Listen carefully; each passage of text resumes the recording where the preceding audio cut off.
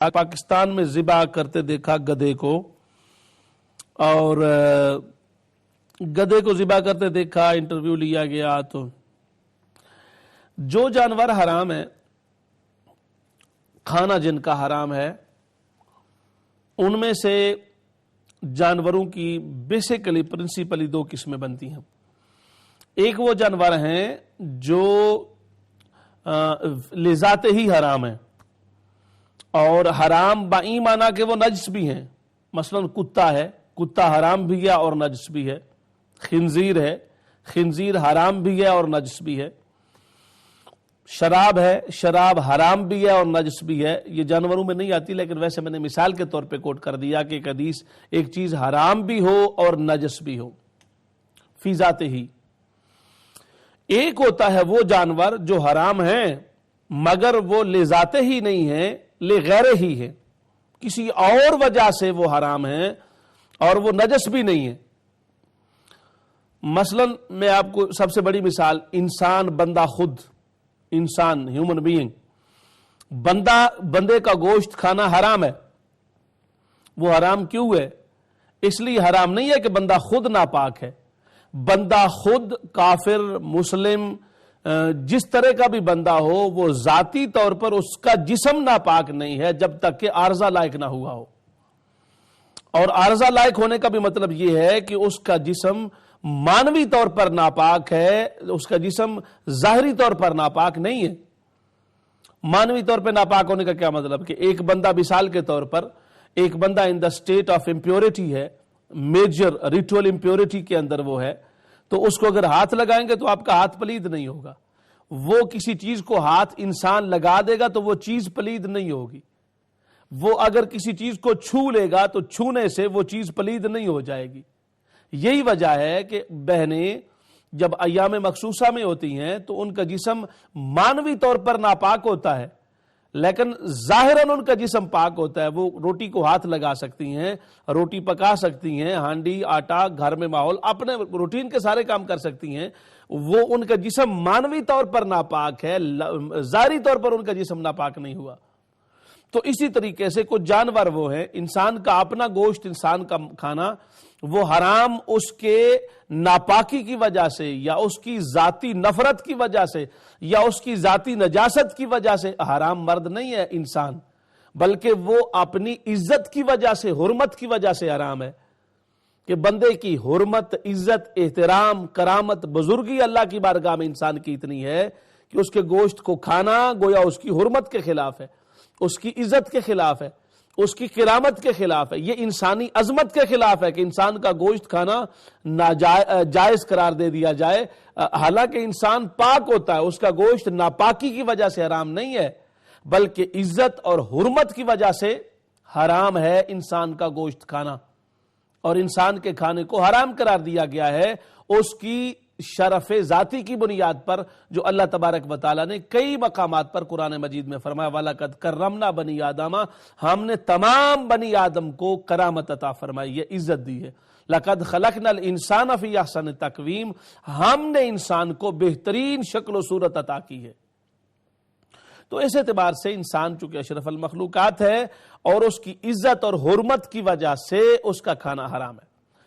گدھا ہو یا گھوڑا ہو، وہ بھی حرام لذات ہی نہیں ہے۔ یہ بات تھوڑی سی ٹھنڈے دل سے سمجھنے والی ہے۔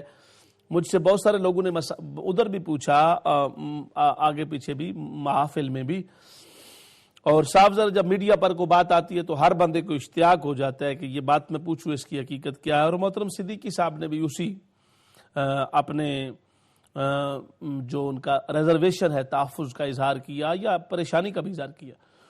گدھا ذاتی طور پر گدھے کا جسم ناپاک نہیں ہے، یہی وجہ ہے کہ گدھے پر بیٹھنا جائز ہے، اور گدھے کا جوٹھا بھی حرام نہیں ہے۔ گھوڑے کا جوٹھا حرام نہیں ہے، گھوڑے کے جوٹھے پانی کو انسان استعمال کر سکتا ہے، صرف مکروہ ہے، اگر طبیعت مانے تو استعمال ہو سکتا ہے۔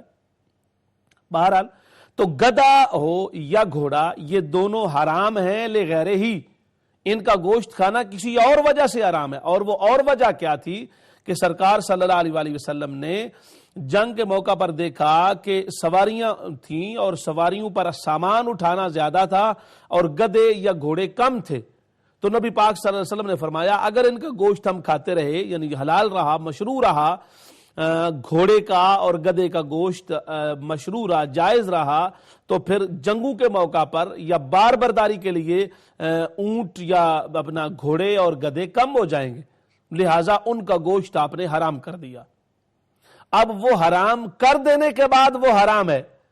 جن مولانا صاحب نے یہ بات کی کہ نہیں اس کا ممکن انہوں نے اس حدیث پاک کا حوالہ دیا ہو یا اس عمل صحابہ کی بات کی ہو کہ جس میں صحابہ نے گوشت کھایا ہو گدھے کا یا گھوڑے کا، تو اس وقت کی بات کی ہو، لیکن وہ اس وقت کی بات کا حوالہ دے کر بطور خاص پاکستان میں وہ ثابت نہیں کر سکتے، کیونکہ احناف کے نزدیک گھوڑا حرام ہے گوشت کھانا، گھوڑے کا اور گدھے کا دونوں کا، لہٰذا پاکستان کے اندر کوئی کرینہ کوئی عذر واضحہ ایسی ہے نہیں جس سے تلفیق ممکن ہو۔ تلفیق کیا ہوتی ہے؟ تلفیق ہوتی ہے کہ اگر ایک امام صاحب کی بتائی ہوئی وضع کردہ احکام شریعت میں قرآن و حدیث کی روشنی میں جو وضع کردہ ہوتے ہیں ان میں اتنی مشکل پیش آ رہی ہو کہ اس مشکل پر عمل کرنا ممکن نہ ہو، تو پھر ائمہ تلفیق کرتے ہیں، اس مسئلے میں کسی دوسرے امام کی رائے کو اپنا لیتے ہیں۔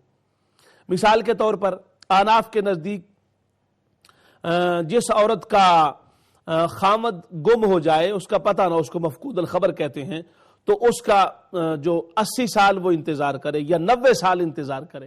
اب صاحب ذرا 90 سال انتظار کرنے کے بعد خامد مل بھی جائے تو عورت کو تبھی ضرورت بھی نہیں رہتی، اور عورت اس مرحلے میں چلی جاتی ہے کہ جہاں جو میاں بیوی کا بندھن ہے اس کا افادہ اور استفادہ ختم ہو جاتا ہے۔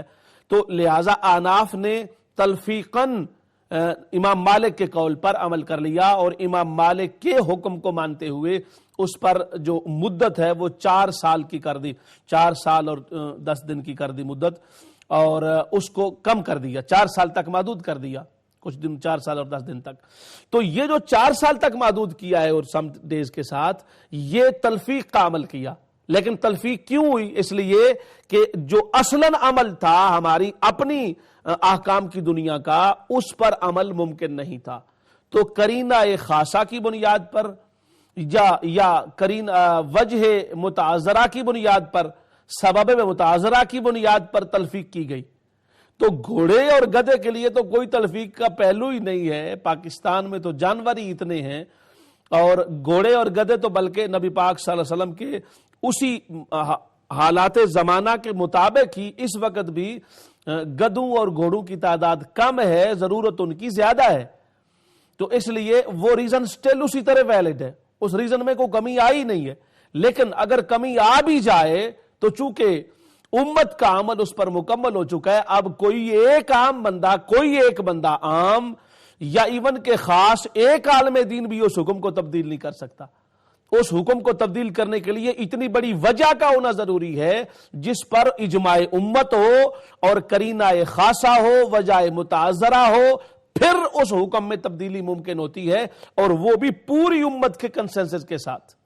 1 2 10 20 100 بندہ بھی اس کو نہیں کر سکتا، بلکہ پوری امت کے صاحب الرائے اور صاحب الرائے سطح کے فقہاء، علماء اور ائمہ کا اس پر اجماع ضروری ہے۔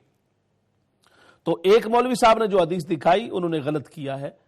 تو گویا خلاصہ میری گفتگو کا یہ ہے کہ گدھا حرام ہے، گھوڑے کا گوشت کھانا حرام ہے، بطور خاص ان علاقوں میں جیسے پاکستان کی بات کی جہاں حنفی اسکول آف تھاٹ کو فالو کیا جاتا ہے، اس کا یہ عذر کسی صورت میں نہیں مانا جائے گا، اور حکومت پر یہ ذمہ داری عائد ہوتی ہے کہ وہ شریعت کے اندر حرام سمجھی گئی اور حرام کی گئی چیز پر حکم کو اور امر کو یقینی بنائے، اور اس کے خلاف ہونے والے کسی عمل کو بھی مکمل طور پہ رد کیا جائے، اور دفاعی طور پر اس عمل کو روک کر جو صحیح اصلی حکم ہے، یعنی گدھے اور گھوڑے دونوں کا گوشت کھانا حرام ہے، اور وہ کسی صورت میں بھی وہ گوشت جائز نہیں ہوگا۔ اس کے ساتھ ہی ہمارے پروگرام کا وقت اپنے اختتام کو پہنچا، اور 1-2 سوال جن پر آج بات نہیں ہوئی ان پر انشاءاللہ تعالی ہم اگلے پروگرام میں بات کریں گے۔